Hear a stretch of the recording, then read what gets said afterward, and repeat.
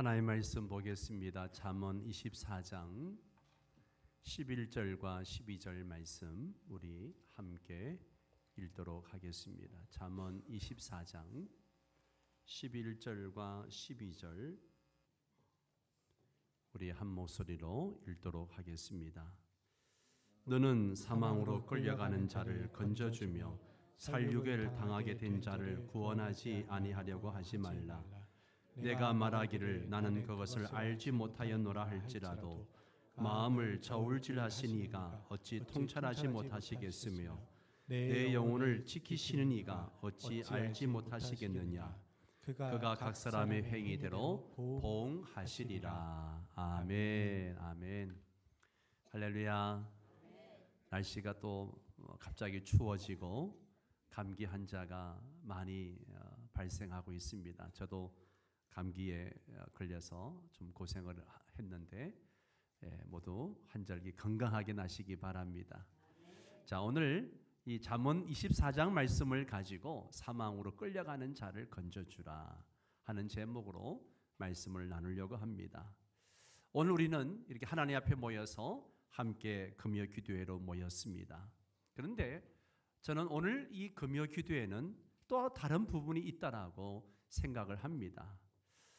이 시간은 죽느냐 사느냐가 달린 영혼의 전쟁터 앞에서 부르는 어떤 그런 전운의 나팔 소리와 같다, 그런 생각을 합니다. 성경은 오늘 본문에서 사망으로 끌려가는 자를 건져라, 건져주라 그렇게 이야기합니다. 여러분 한번 상상해 보세요.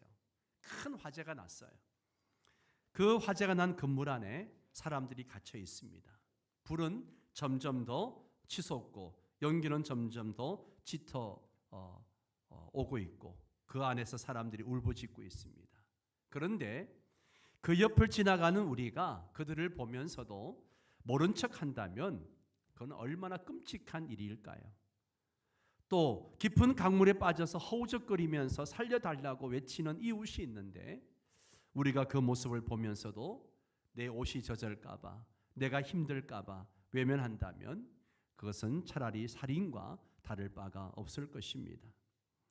사랑하는 여러분, 이게 바로 오늘 우리의 현실이기도 합니다. 우리의 이웃, 우리의 가족들, 우리의 친구나 그리고 우리 사랑하는 사람들이 지금 죄라고 하는 그 불길 속에, 세상이라고 하는 깊은 강물 속에 갇혀서 허우적거리며 사망의 길로 끌려가고 있다는 것이죠. 그런데도 우리가 침묵한다면, 우리가 외면한다면 하나님은 우리에게 분명히 물으실 것입니다. 너는 왜 그들을 건져주지 않았느냐? 에스겔 3장 18절에 보면 이런 말씀이 있습니다. 우리 함께 읽어볼까요? 네가 악인에게 경고하지 아니하면 그 악인은 자기 죄악 중에 죽으려니와 내가 그 핏값을 내 손에서 찾으리라. 아멘. 좀 줄여서 칸이 좁아가지고 여러분 이 말씀은 우리에게 경종을 울립니다. 여러분 오늘 이 말씀 앞에 우리는 더 이상 변명할 수 없습니다. 나는 몰랐습니다. 나는 능력이 없습니다. 다른 사람보다 나는 바쁩니다. 그런 변명은 하나님 앞에 통하지 않는다는 거죠. 오늘 이 시간은 하나님께서 우리에게 하시는 절박한 호소입니다. 누가 사망으로 끌려가는 영혼을 붙잡아 줄 것인가? 누가 나의 심장을 가지고 이런 자를 찾아 나설 것인가? 오는 주일날 하는 전도축제는 단순한 행사가 아닙니다. 이것은 불타는 집에서 영혼을 구해내는 소방관의 사명이고 또 물에 빠진 자를 붙잡아 건져내는 마지막 손길과 같은 절박한 그런 일이라고 하는 것이죠. 오늘 이 금요 기도회는 영혼을 향한 하나님의 심장을 느끼며 또 기도로 영혼을 건져내는 싸움의 시작인 줄 믿습니다. 첫 번째 생각하는 것은요, 이 오늘 본문은 죄 가운데 있는 사람을 뭐라고 얘기하는가 하면 사망으로 끌려가는 자, 그렇게 표현하고 있습니다. 사망으로 끌려가는 자. 이 표현 속에는 두 가지 비참한 현실이 담겨 있습니다. 첫째는 그들은 죄의 권세 아래 묶여 있다는 거예요. 예수님께서 요한복음 8장 34절에서 이런 말씀을 하셨습니다. 죄를 범하는 자마다 죄의 종이다. 그렇게 말씀하셨어요. 겉으로는 자유로운 것처럼 보이지만 사실 그들의 영혼은 죄라고 하는 그런 포성줄에 꽁꽁 묶여 있다는 것이죠.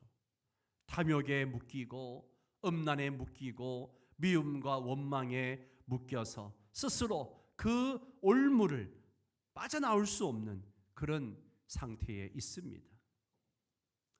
몇 해 전 한 목사님이 병원에 임종을 앞둔 한 노인을 신방을 갔습니다.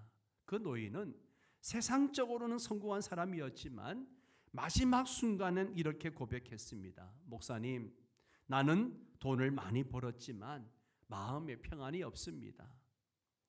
죽음이 다가오니 두렵습니다. 내 영혼이 어디로 가는지 모르겠습니다. 너무나 허무합니다. 그런 고백을 했습니다. 여러분, 이것이 바로 사망으로 끌려가는 자의 비참한 현실입니다. 세상의 성공이, 재물이, 또 학문이나 이런 것들이 그 영혼을 지옥에서 건져낼 수 없습니다. 마치 사형수가 현장의 끌림을 거부할 수 없듯이 그들은 죄와 사망의 줄에 매여서 끌려가고 있다라고 하는 것이죠. 그리고 두 번째는 그 끝은 반드시 멸망이라고 하는 겁니다. 멸망입니다. 로마서 6장 23절은 분명히 말합니다. 죄의 싹은 사망이요. 죄의 싹은 사망이요. 여기서 말하는 사망은 단순히 어떤 육체의 죽음이 아니에요. 하나님과 영혼이 단절되는 둘째 사망, 그 지옥의 심판을 의미하고 있습니다. 성경은요, 지옥에 대해서 분명히 말합니다. 꺼지지 않는 불이라고 이야기하고 바깥 어두운 곳이라고 이야기하고 이 슬피 울면서 이를 가는 곳이 지옥이라 그렇게 묘사를 합니다. 그 길로 끌려가는 사람들은 지금 세상에서 막 웃고 먹고 마시고 즐기고 그렇게 살아가지만 그 발걸음 끝에는 영원한 멸망이 기다리고 있다라고 하는 것이죠. 여러분, 이 모습은요, 먼 이야기가 아니에요. 오늘날 우리의 이웃과 우리 가족들, 우리의 친구들이 바로 그 길 위에 있다라고 하는 거죠. 젊은이들은 세상 쾌락을 쫓다가 결국은 허무와 중독에 빠져갑니다. 어른들은 성공과 돈을 쫓다가 영혼은 점점 더 메말라 가고 있습니다. 많은 사람들은 겉으로는 웃지만 속으로는 공허와 절망 속에 허우적거립니다. 그들의 삶을 들여다보면 사실은 마음의 빈자리 때문에 막 술로 달래고 쾌락으로 달래고 세상의 성취로 막 달리려고 하지만 결코 채워지지 않는 허무 속에서 점점 더 깊이 끌려가고 있는 것입니다. 여러분, 우리는 이 현실을 어떻게 보고 있습니까? 겉으로는 멀쩡해 보이는 이웃이 사실은 지옥을 향해 끌려가는 줄에 묶여 있다는 것을 우리는 볼 수 있어야 한다는 것이죠. 만약 한 아이가 깊은 강물에 빠져 떠내려가고 있는데 우리가 그것을 보고도 모른 척한다면 그는 분명 죄일 것입니다. 그런데 지금 수많은 영혼이 죄라고 하는 그 검류에 막 휩쓸려 가지고 지옥을 향해서 떠내려가고 있다라고 하는 거죠. 성도 여러분, 이것이 바로 사망으로 끌려가는 자들의 아주 비참한 현실이라고 하는 것이죠. 그들은 스스로 멈출 수가 없습니다. 그들은 스스로 그것을 끊어낼 힘이 없는 거예요. 그들은 누군가가 붙들어 주지 않으면 반드시 멸망할 수밖에 없는 것입니다. 오늘 본문은 간단하지만 강력하게 말합니다. 사망으로 끌려가는 자를 어떻게 하라?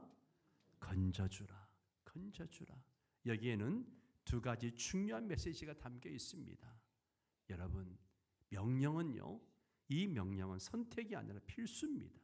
우리는 전도를 하면 좋고 안 해도 괜찮은 것, 그 정도로 생각할 때가 있습니다. 그러나 성경은 전도를 선택의 영역으로 두지 않습니다. 예수님은 마태복음 28장 19절에서 그러므로 너희는 가서 모든 민족으로 제자를 삼으라 이렇게 명령하셨습니다. 이 명령은 특별한 사람에게만 주어진 것이 아니에요. 모든 성도에게 주어진 명령입니다. 즉 예수를 믿는 순간 우리는 구원받은 자이자 동시에 전도자로 부름받은 것입니다. 전도자의 책임은 피할 수 없습니다. 전도의 책임은 피할 수 없어요. 에스겔 33장에서 하나님은 파수꾼의 비유를 들어주십니다. 파수꾼은 적이 오면 적이 온다는 것을 백성들에게 나팔을 불어서 알려줘야 됩니다. 만약 나팔을 불지 않으면 백성이 적에게 죽임을 당할 때 그 핏값을 파수꾼의 손에서 찾겠다라고 말씀하십니다. 이는 전도의 책임이 얼마나 무거운지를 보여줍니다. 여러분, 우리가 침묵하면 누군가가 멸망할 수 있습니다. 하나님은 그 영혼이 구원받지 못한 책임을 나에게, 우리에게 물으실 것입니다. 건져주라는 말씀은요, 추상적인 구호가 아니에요. 구체적인 얼굴을 가진 영혼을 향한 부르심이라는 거죠. 여러분의 가족 중에 아직 믿지 않는 배우자들, 부모와 또 자녀가 있고요. 직장에 가면 함께 일하지만 복음을 듣지 못한 그런 동료가 있습니다. 옆집에 사는 이웃이 있고 오랜 친구들이 있고 함께 운동하는 사람들, 거래처에서 자주 만나는 사람들이 있습니다.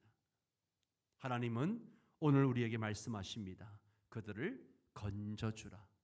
네가 아니면 누가 그들에게 복음을 전하겠느냐라고 말씀하십니다. 여기서 우리가 반드시 기억해야 할 것이 있습니다.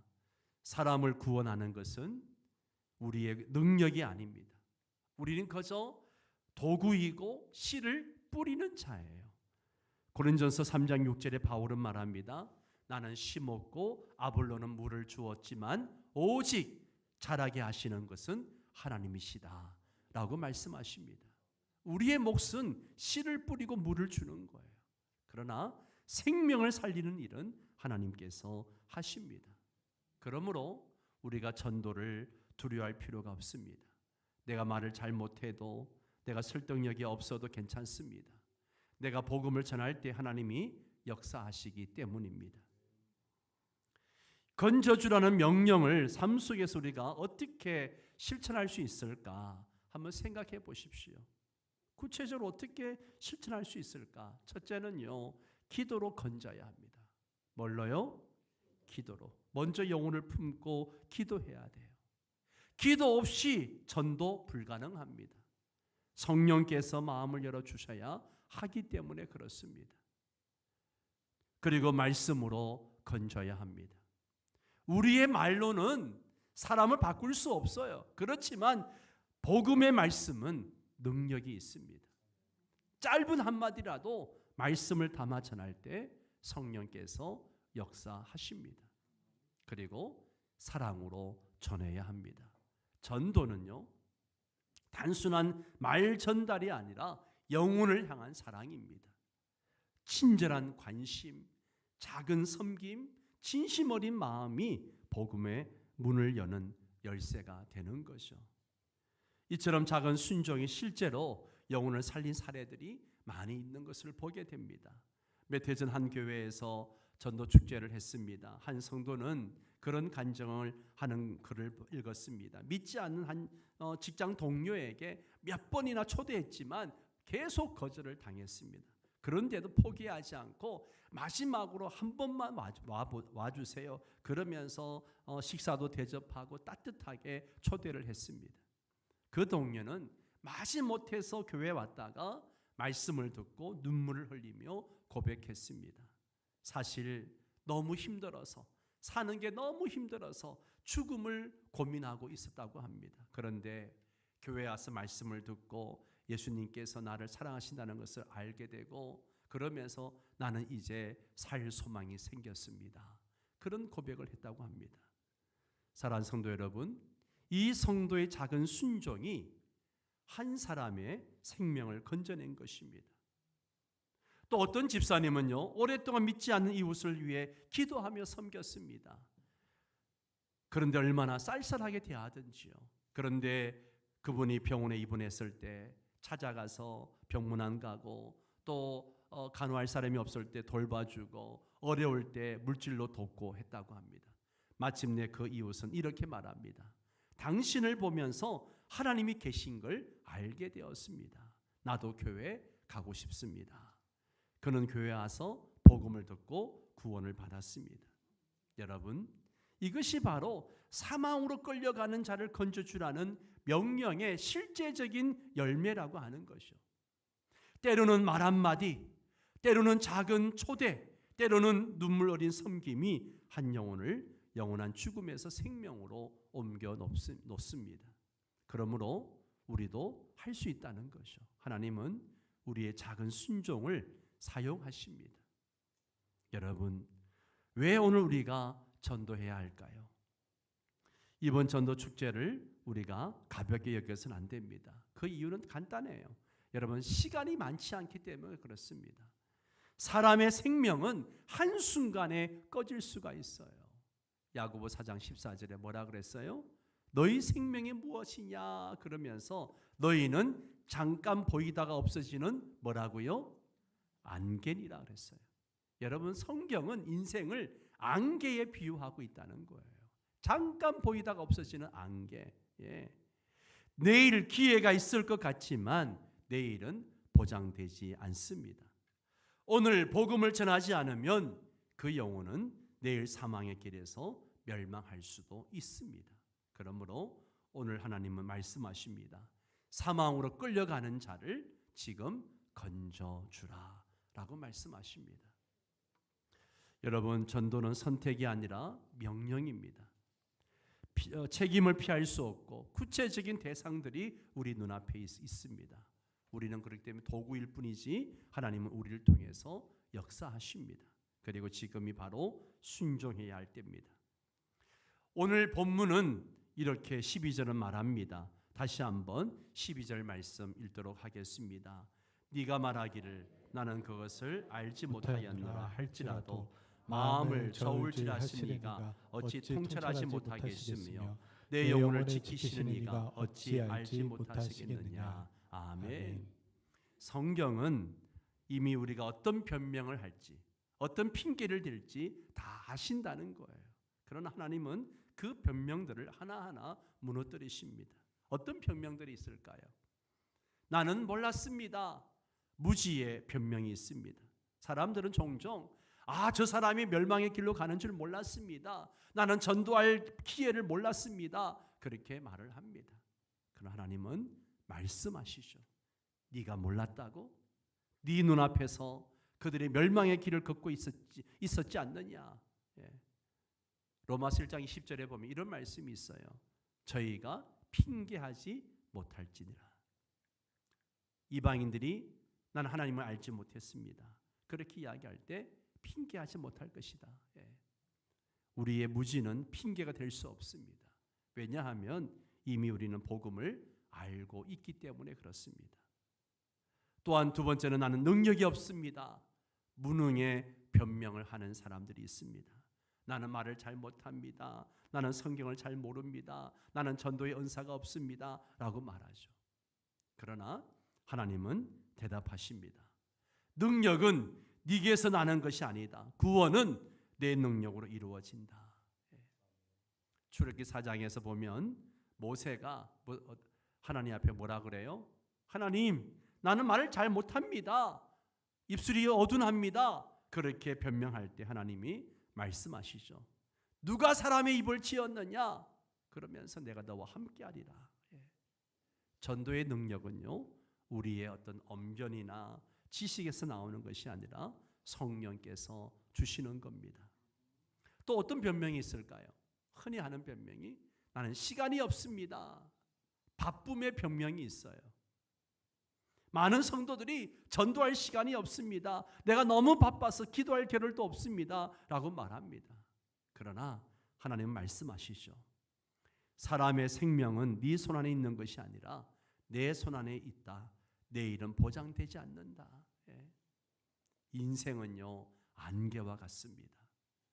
언제 없어질지 모릅니다. 내일로 미루는 전도는요, 영원히 오지 않을 내일이 될 수 있다라고 하는 거죠. 또 어떤 변명이 있습니까? 다른 사람이 하겠지요. 책임 전가의 변명이 있습니다. 나는 못하지만 교회 전도 잘하는 사람들이 있으니까 그들이 하면 되겠지요. 전도팀이 있지 않습니까? 그런 말을 합니다. 그러나 하나님은 대답하시죠. 그 영혼을 네게 맡겼다. 네 가족은 네가 책임지고 네 친구는 네가 책임지고 네 이웃도 네가 책임져야 되지 않느냐. 에스겔 3장 18절에서 하나님 말씀하시죠. 네가 경고하지 않으면 그 악인은 그가 자기 죄악 중에 죽이려니와 내가 그의 핏값을 네 손에서 찾으리라. 그렇게 말씀하십니다. 또한 사람들은 저 사람은 안 믿을 겁니다. 불신의 변명이 있습니다. 저런 사람은 교회 나올 사람이 아니에요. 복음을 받아들일 사람이 아니에요. 라고 말합니다. 그러나 하나님 말씀하시죠. 사람을 변화시키는 것은 네가 아니라 내가 한다는 것이죠. 사울은 교회를 핍박하던 자였어요. 사람들이 볼 때 절대 예수 안 믿을 사람이었습니다. 그렇지만 하나님이 그를 변화시켜서 바울로 세우셨습니다. 우리 눈에 불가능해 보여도 하나님의 능력 앞에서는 불가능이 없습니다. 성도 여러분, 12절 말씀을 한 번 더 읽을까요? 시작. 마음을 저울질하시는 이가 어찌 통찰하지 아니하시겠느냐? 내 영혼을 지키시는 이가 어찌 알지 못하시겠느냐? 그가 각 사람의 행위대로 보응하시리라. 아멘. 즉 하나님은요, 우리의 모든 핑계를 다 꿰뚫어 보시고 우리의 책임 회피를 다 아시고 결국 우리의 행위대로 심판하신다는 거예요. 그날에 우리는 변명할 수 없습니다. 여러분, 우리의 흔한 변명은 하나님 앞에서 아무 소용이 없어요. 무지는 핑계가 될 수 없고 바쁨은 영혼보다 귀할 수 없고요. 책임 전가는 통하지 않습니다. 불신은 하나님의 능력을 제한할 수 있습니다. 따라서 오늘 우리는 하나님 앞에서 모든 변명을 내려놓고 단순히 순종으로 서야 합니다. 그것이 사망으로 끌려가는 자를 건져주라는 명령에 대한 우리의 응답인 것입니다. 하나님은 우리가 영혼을 건져낼 때 그것을 가장 귀하게 여기시고 우리에게 영광스러운 상급을 약속하십니다. 잠언 11장 30절에 보면 지혜로운 자는 사람을 얻는다 그랬습니다. 사람을 얻는 것, 곧 영혼을 구원하는 것은 세상에서 가장 지혜로운 일이고 하나님이 주시는 가장 값진 열매입니다. 여러분, 다니엘 12장 3절에 보면 많은 사람을 옳은 대로 돌아오게 한 자는 어떻게 해요? 별과 같이 영원토록 빛나니라. 세상의 영광은 잠깐이지만 영혼을 살린 자의 영광은 별처럼 영원히 빛난다라고 약속하십니다. 또 영혼을 구원할 때 가장 먼저 누리는 상급은요, 하늘의 기쁨을 이 땅에서 미리 맛보는 것입니다. 누가복음 12장에 보면 한 영혼이 회개할 때에 하늘에서는 큰 기쁨이 있다라고 말씀하고 있는 것을 보게 됩니다. 여러분, 우리가 전도할 때 느끼는 가장 큰 보상은 바로 영혼이 살아나는 것을 보는 기쁨이에요.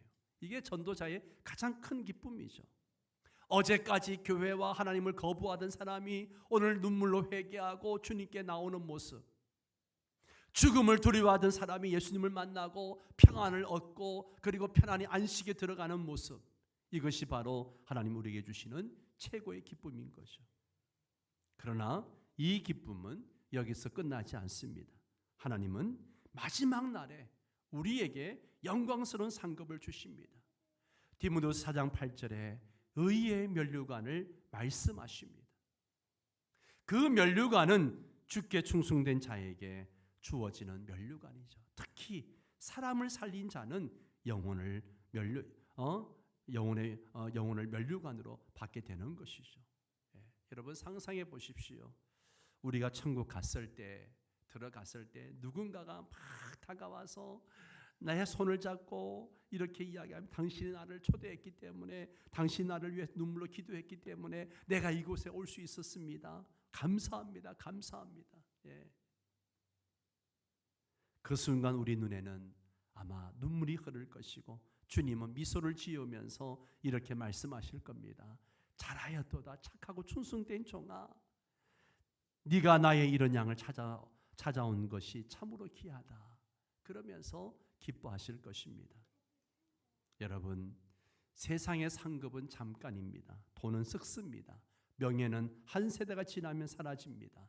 권력은 잠시 누리다 떠납니다. 그러나 영혼은 영원합니다. 우리가 구원한 영혼은요, 영원히 하나님 나라에서 빛날 것이고 그 영혼은 우리의 영원한 상급이 될 것입니다. 그래서 고린전서 15장 58절에 너희 수고가 주 안에서 헛되지 않은 줄을 알미니라 그랬습니다.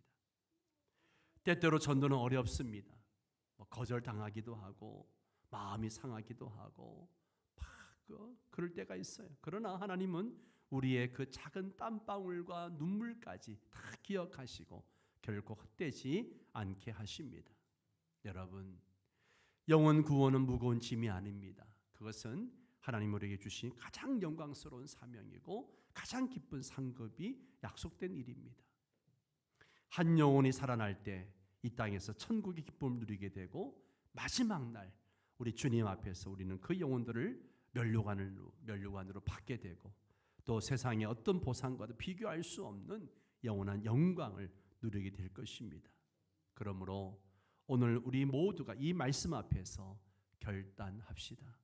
사망으로 끌려가는 자를 건져내는 일에 나의 시간과 눈물과 사랑을 드리는 것이 가장 값지고 지혜로운 선택입니다.